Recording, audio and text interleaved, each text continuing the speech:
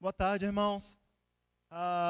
É ótimo estarmos aqui para louvarmos a Deus juntos. Na semana passada eu fui assistir aquele filme Extraordinário. Teve uma pré-estreia, eu fui assistir, eu e a Sofia, e eu de fato achei extraordinário. Ninguém me pagou nada para dizer isso, mas entre as mil e uma coisas que eu gostei do filme, foi ver a jornada do ator principal, do personagem principal, para construir amizades verdadeiras na vida dele. A gente vive num mundo hoje extremamente conectado. A gente tem celular, Skype, Facebook, Instagram, WhatsApp, mais Snapchat, mais sei lá o quê. Mas pesquisa atrás de pesquisa mostra que a gente nunca viveu num mundo tão solitário.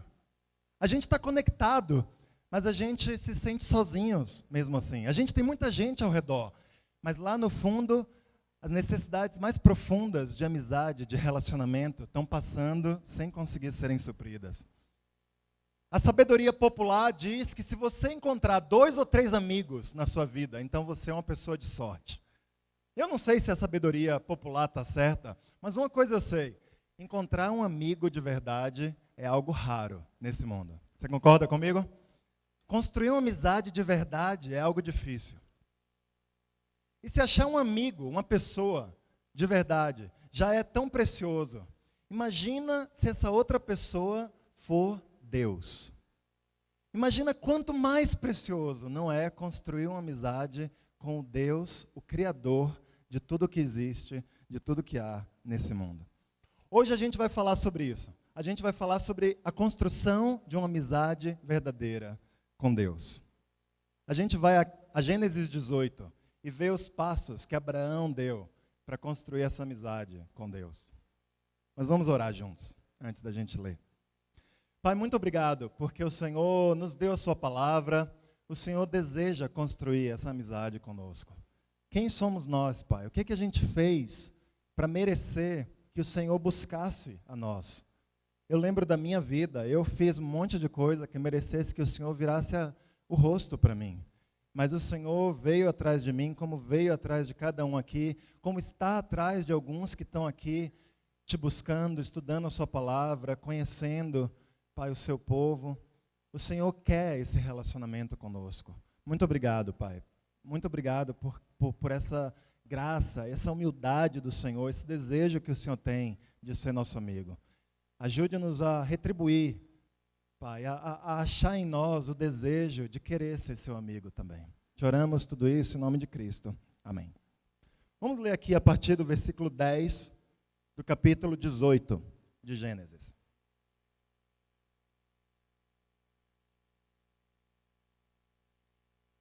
A Bíblia fala: no ano que vem, eu virei visitá-lo outra vez.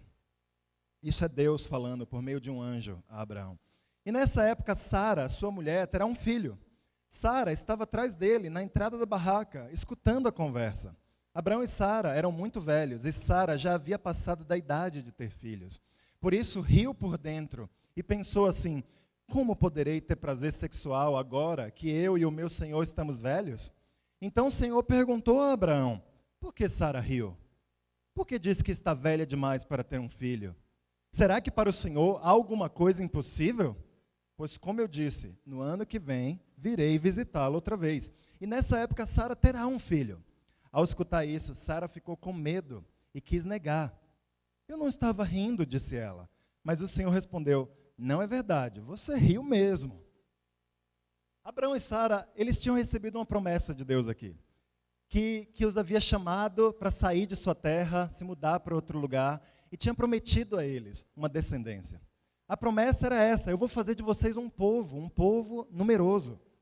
E eles haviam esperado 24 anos para chegar nesse momento aqui, antes de ter o primeiro filho deles. 24 anos. Esse, na verdade, é o primeiro componente de uma grande amizade, a espera. Amigos esperam uns pelos outros. Amigos aprendem a esperar um pelo outro. Não dá para forçar a barra e fazer com que alguém seja seu amigo de verdade. Numa amizade verdadeira, não dá para você fazer sempre aquilo que você quer fazer. Às vezes você tem que ceder, você tem que ir com o que o seu amigo quer. E às vezes o seu amigo vai ceder e vai fazer o que você quer. Isso é uma amizade. É o aprender a esperar, é o aprender a ceder, é o aprender a confiar que Deus está trabalhando no meio de tudo isso. Abraão e Sara, eles aprenderam a esperar. Esperaram 24 anos pela promessa. E finalmente havia chegado o momento de recebê-la, de Deus cumprir a promessa. E aí anjos foram visitar o casal. E Sara, num primeiro momento, quando ouviu, chegou o momento, ano que vem você vai engravidar, ela riu. Ela falou, como assim? Já se passaram 24 anos, Deus se confundiu na promessa dele, não vai acontecer. Ela ficou com vergonha, depois de ter duvidado, ela falou, não, eu não ri não. E o anjo, não, você riu. Eu fico imaginando, isso me parece meio cômico. Não, eu não ri não. Olha, riu sim, eu ouvi, eu estava lá, você riu. Mas isso acontece comigo e com você, não é verdade? Às vezes a gente não é assim, às vezes a gente não tem atitudes com nossos amigos, das quais a gente se envergonha depois. A gente duvidou, ou a gente foi mesquinho, ou a gente ficou frustrado, a gente foi imaturo, ou a gente falou algo sem pensar. A gente teve aquela discussãozinha que não leva a lugar nenhum, e aí depois a gente fica com vergonha. Mas sabe, numa amizade verdadeira, a gente resolve essas coisas, e a gente vai adiante, e isso serve para aprofundarmos a amizade, assim como Abraão e Sara fizeram aqui. O fato é que, tendo rido ou não, Sara teria um filho no ano seguinte. E depois de ter resolvido essa questão principal, que era alertar ou avisar Abraão a respeito do filho, os anjos passam a tratar de um segundo problema com Abraão. Vamos continuar lendo aqui no versículo 16. Depois os visitantes se levantaram e foram para um lugar de onde podiam ver a cidade de Sodoma.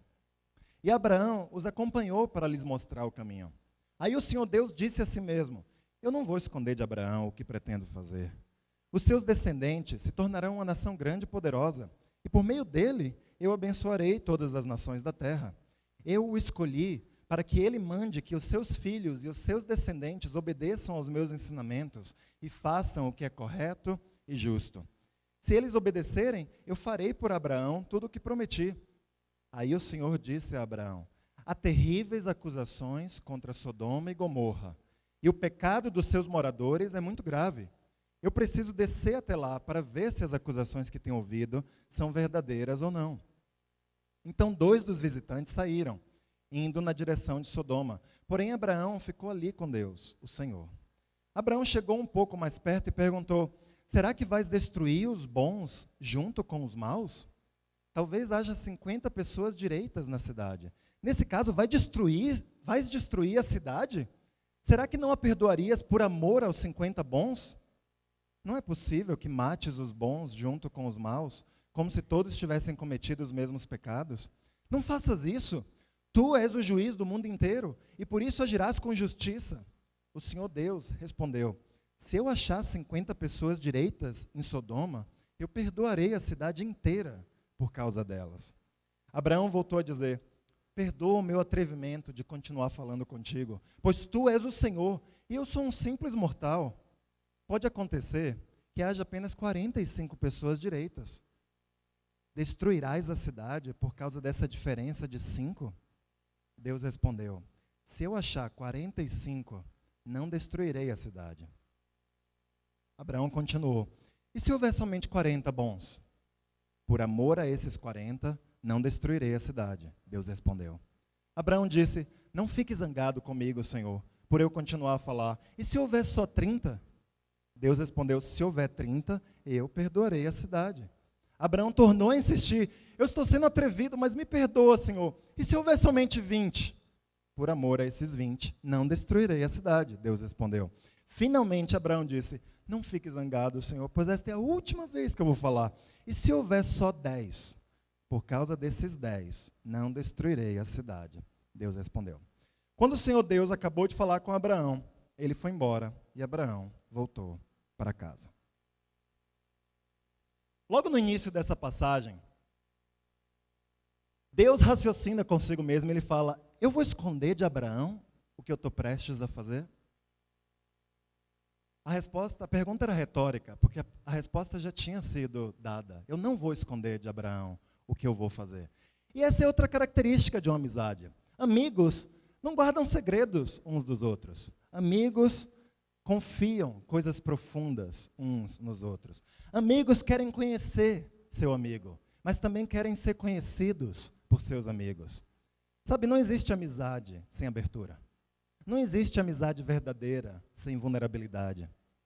Deus ama conhecer, mas Deus também ama ser conhecido por nós.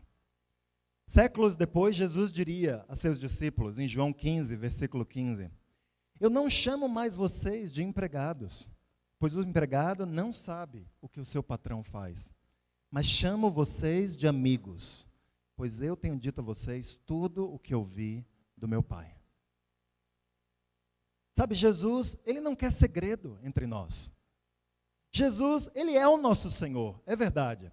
Mas Ele não quer que exista no nosso relacionamento apenas esse componente vertical, onde nós nos curvamos e obedecemos e seguimos ao nosso Senhor. Ele quer intimidade entre nós e Ele. Ele quer um relacionamento, Ele quer confiança, Ele quer que nós abramos o coração para Ele.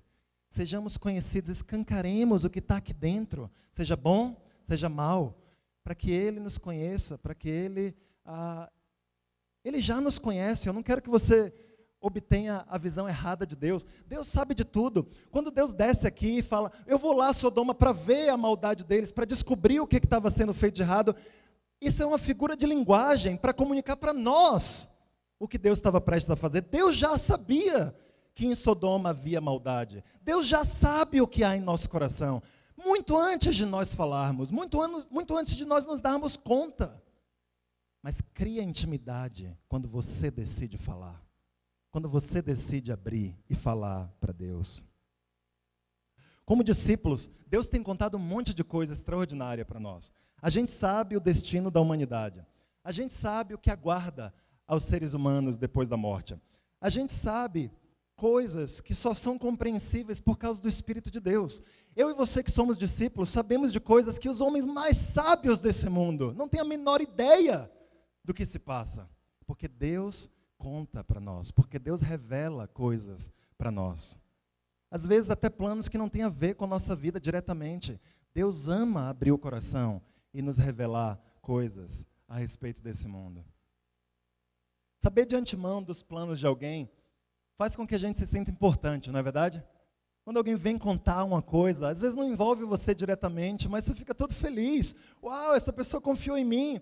Há 2 semanas, o Léo de Cotia veio falar para mim, pô, Jorge, queria que você soubesse, eu vou pedir a Amanda em casamento. Eu fiquei super feliz por ele, ele foi e pediu a Amanda em casamento.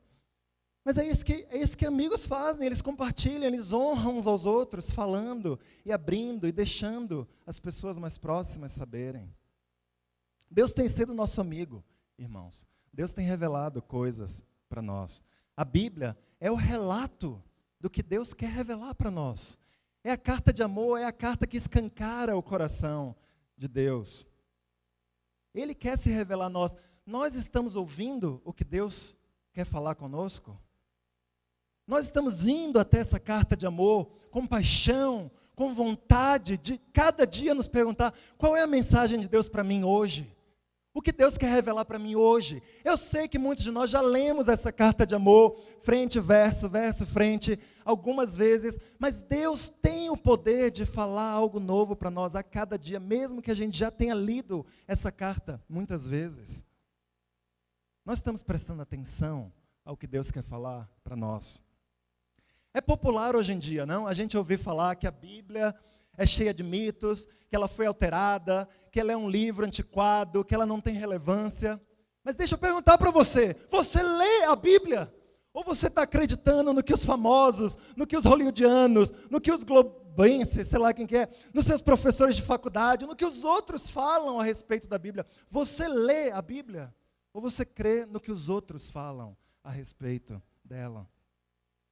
A verdade é que a Bíblia é um livro como nenhum outro existe. E nenhum outro existirá nesse mundo. Nada se compara a ela. Porque por trás das letras da Bíblia está o coração de Deus falando conosco. Está o coração de Deus querendo se conectar conosco. Quando Abraão ouve sobre os planos de Deus, ele fica profundamente incomodado. Ele não fica feliz, Deus contou uma coisa incrível para mim. Porque o assunto que Deus estava revelando para Abraão era profundamente perturbador. Deus estava prestes a destruir uma cidade.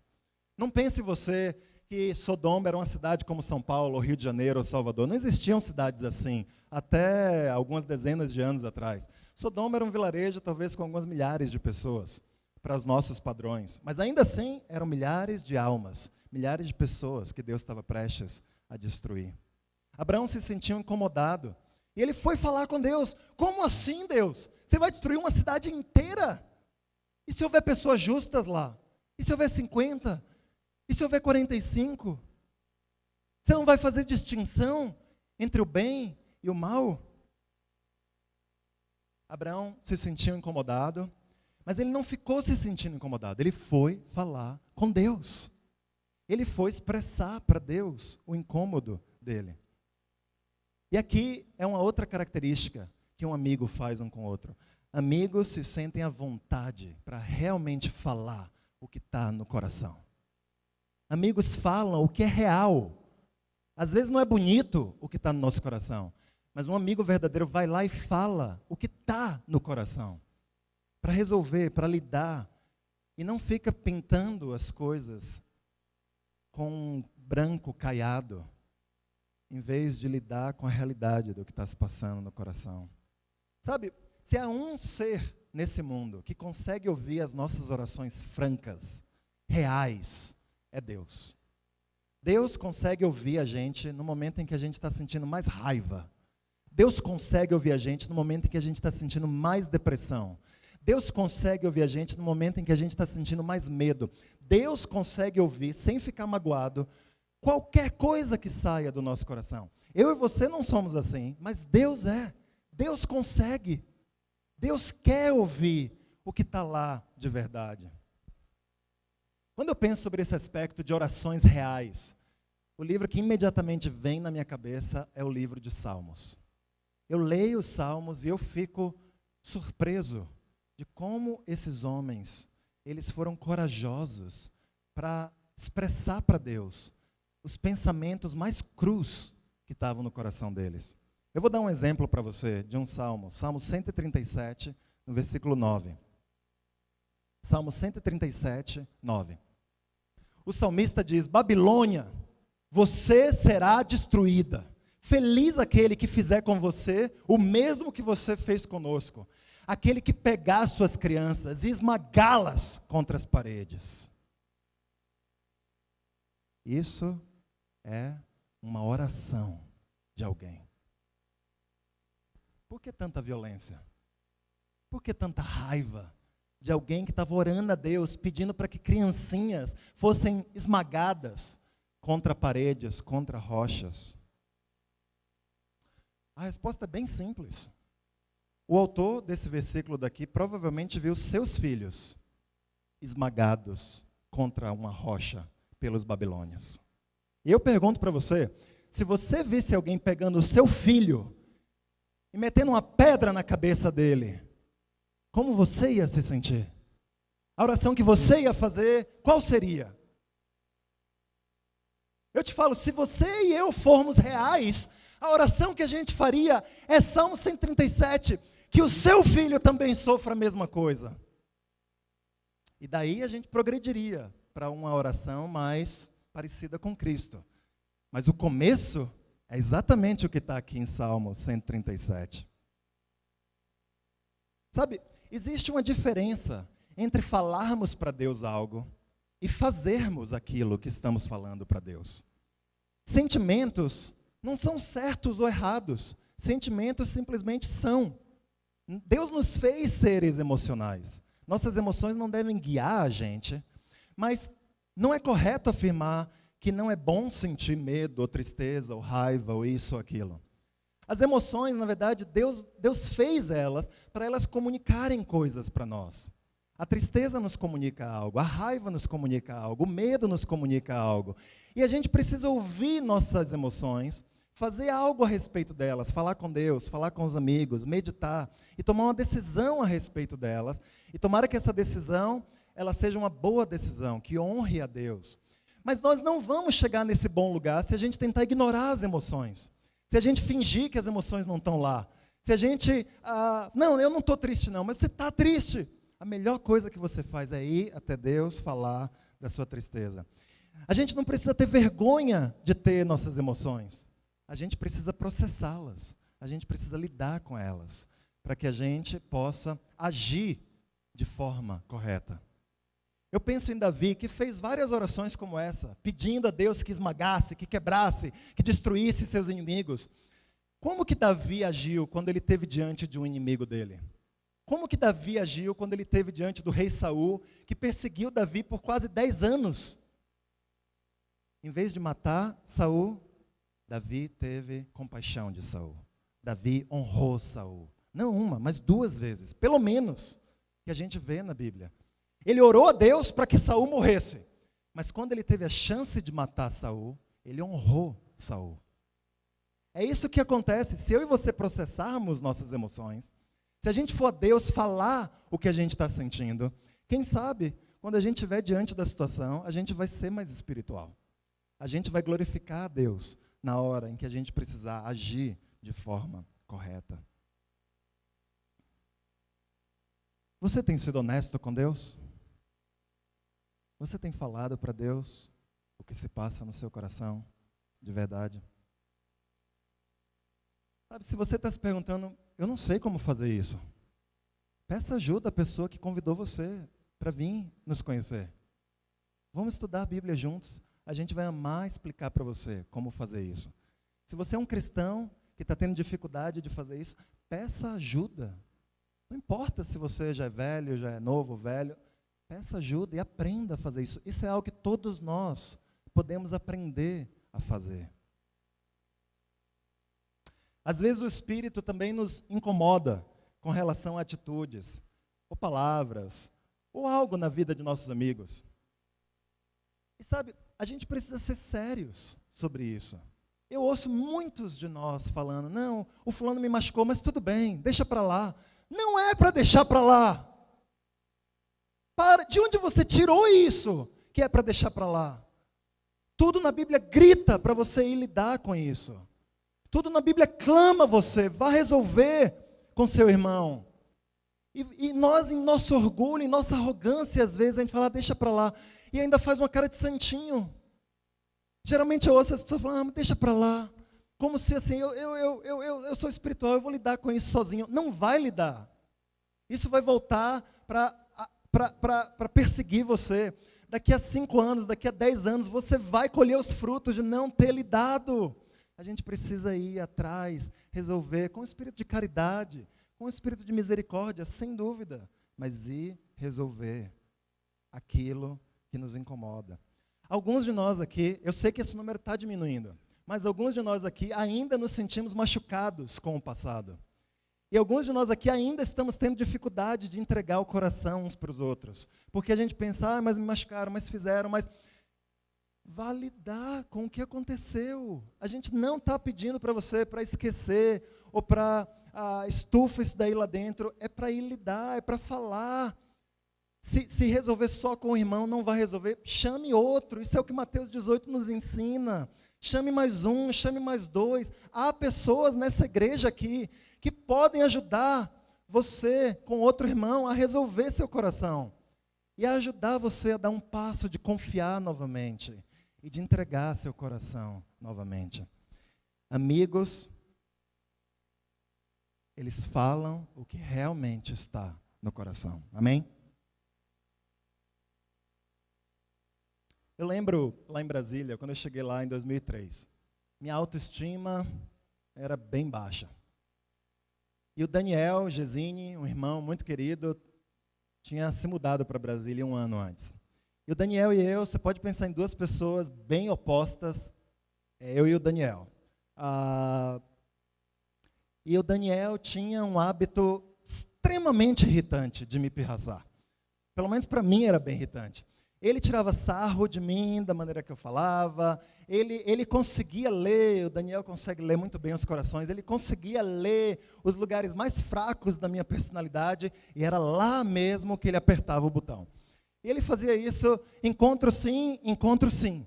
E eu lembro, assim, pelo primeiro ano lá em Brasília, já estava chato, mas, bem, o Daniel foi o irmão ali na época que mais abriu a porta da casa dele para me receber. Então, não é como se eu tivesse muita opção de amigos naquela época. Então, eu continuava indo para a casa do Daniel, mas eu sempre tinha uma questão para resolver com o Daniel. Era irritante, era chato. Uma hora eu falei, depois de quase um ano, e o Daniel, a sabedoria emocional dele era bem pequena. Você sabe disso, né, Dani? Era bem pequena naquela época. E ele não entendia que aquilo estava me machucando mesmo. E eu quase tive que chorar na frente dele. Eu falei, para de me pirraçar, cara. Eu não estou gostando, eu não estou aguentando, eu não quero que você faça mais isso. E aí, finalmente, depois de um bom tempo, o Daniel parou de me pirraçar. E hoje ele é meu melhor amigo, um dos meus melhores amigos. Mas ele aprendeu. Ou ele me pirraça hoje de uma maneira que eu tolero, e de uma maneira que eu até gosto, para ser honesto. Mas só porque eu permito que ele me pirrasse. Isso é uma amizade. Eu sei que metade do mérito de o Daniel ser meu melhor amigo é meu. Porque, eu não estou me gabando aqui não, porque eu fui atrás. Eu insisti pela amizade dele. Tudo bem, era um amigo que eu tinha, não tinha muita opção, mas eu fui atrás dele. Eu falei para ele, para de fazer isso, não estou gostando, não estou gostando. E ele, metade do mérito é dele, porque ele parou e ele aprendeu a ser meu amigo. Isso é uma amizade. Outra coisa que a gente vê aqui nessa passagem, amigos permitem a gente influenciar um ao outro. É interessante pensar como Deus reagiu aqui aos pedidos de Abraão. Abraão fez vários pedidos para Deus. Em vez de cortar Abraão e dizer algo do tipo, Abraão, olha só, eu sempre faço o que é justo. Você não conhece meu nome? Deus, o Todo-Poderoso. Deus, o eternamente justo. Abraão, na verdade, Deus parece gostar de Abraão e falar com ele. Ele parece alimentar quase que Abraão. E fala, tá bom, eu não vou destruir a cidade não, pelos 50 e pelos 45. Eu me pergunto se Deus teria tido algum problema de Abraão continuar perguntando. A gente lê isso e quase que sente uma angústia, né? Ai, meu Deus, ou chega logo no ponto, ou para. Mas eu tenho a impressão que se Abraão tivesse continuado perguntando, e se tiver 5? E se tiver 3? E se tiver 2? E se tiver 1? E a resposta de Deus sempre seria, eu vou parar. Porque no fim das contas o que aconteceu é Deus destruiu a cidade, como a maioria de nós sabe, mas ele tirou os justos de lá. Ele não destruiu os justos junto com os injustos. A verdade, irmãos, a gente às vezes tem um problema de questionar Deus, porque a gente sabe que o caráter de Deus não muda. Que Deus já é eternamente justo. Deus já é o máximo de bom que Ele pode ser. Como que a gente pode influenciar Deus a ser qualquer coisa mais do que Ele já é? Ele já é tudo, Ele já é o máximo. Por definição, no máximo, você não pode ir nem 1 milímetro depois. Mas a Bíblia não afirma que Deus não pode mudar em nenhum aspecto. Isso não é afirmado pela Bíblia. Pelo contrário, há muitas escrituras que parecem nos dizer exatamente o contrário. Que Deus não só pode mudar, mas Ele ama ser influenciado por nós. Deus ama ouvir a oração de pessoas, como essa oração de Abraão, muitas orações de Moisés. Você pode me procurar depois ou fazer uma própria pesquisa. No Pentateuco, onde Deus, Ele ouve, Ele reconsidera e Ele toma outro curso por causa da oração que foi feita. Às vezes eu sei que a gente pede coisas a Deus que são não espirituais. A gente pede coisas a Deus que são por causa da nossa ambição egoísta. Ou a gente está tentando fazer Deus mudar o tempo dele, ou mudar o jeito dele fazer algo. Eu não estou me referindo a essas orações. A gente não deve esperar que Deus vá responder a nossos caprichos. A gente não deve esperar que Deus vá responder a qualquer oração nossa, porque Deus nos ama demais para isso. Existe uma diferença entre influenciar Deus e tentar manipular Deus. Você pode influenciar Deus, mas você nunca vai conseguir manipular Deus para fazer o que você quer fazer.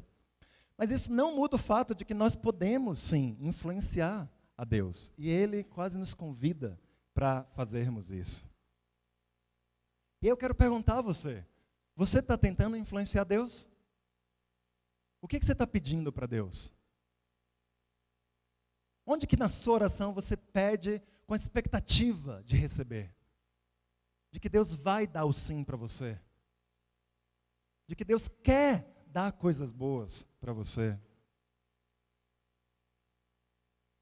Temos feito aquele tipo de oração que a gente sabe, se Deus não intervir, não tem como isso acontecer. A gente está fazendo esse tipo de oração. Deus quer nos convidar, todos nós, a fazermos esse tipo de oração.